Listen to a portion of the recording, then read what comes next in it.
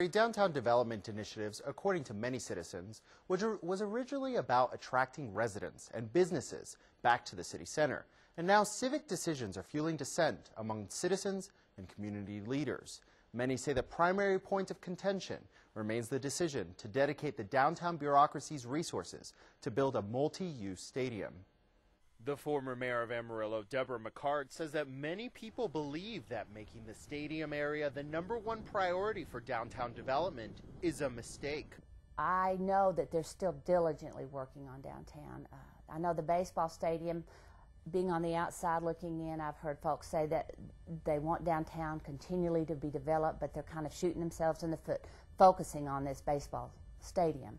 Melissa Daly, the executive director of Downtown Amarillo, Inc., says that everything is a work in progress and that these projects are pivotal to the future of downtown. And it is complicated. I mean, there are lots of entities and lots of partners to create a public-private project.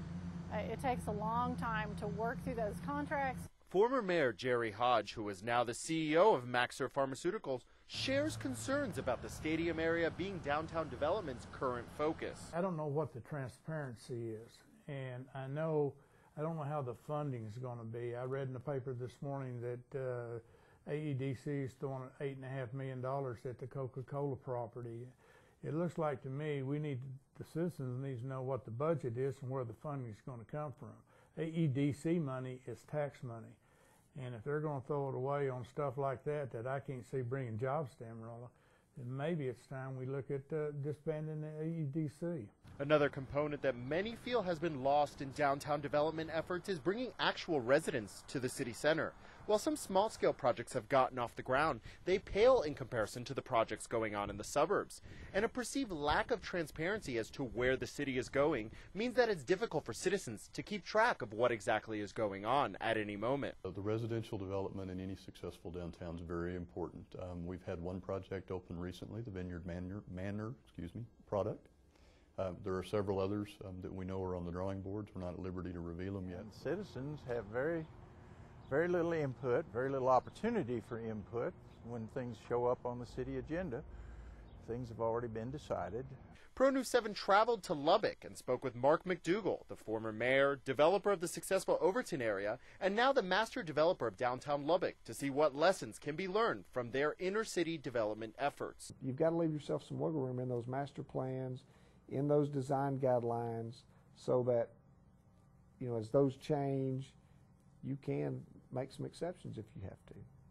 And while Mr. McDougall says that every development in every city are different, the successful Overton area has brought enormous rewards for that city's tax base. When we started the TIF, the Tax Increment Financing District, everything in that 320-acre development was valued at about $27 million. The city of Lubbock collected taxes this last year and will this year on something very close to, if not north of, $500 million. The stakes in downtown development are high, and former Mayor McCart says it's time to review the decisions that have been made up to this point. So maybe it's time to bring those original folks back together and talk about where did we start, where are we today, and how can we continue to move forward smoothly and in a way that we all anticipated. Melissa Daly and Jared Atkinson both told me that they're working hard with landowners to move projects forward. But many of the people interviewed for this story believe that while there are some obvious points of progress that we can all see downtown, that perhaps development initiatives should be reviewed for financial sustainability. While no one I spoke with was against investing in a better downtown, many of them emphasized that the original vision has been lost in bureaucracy.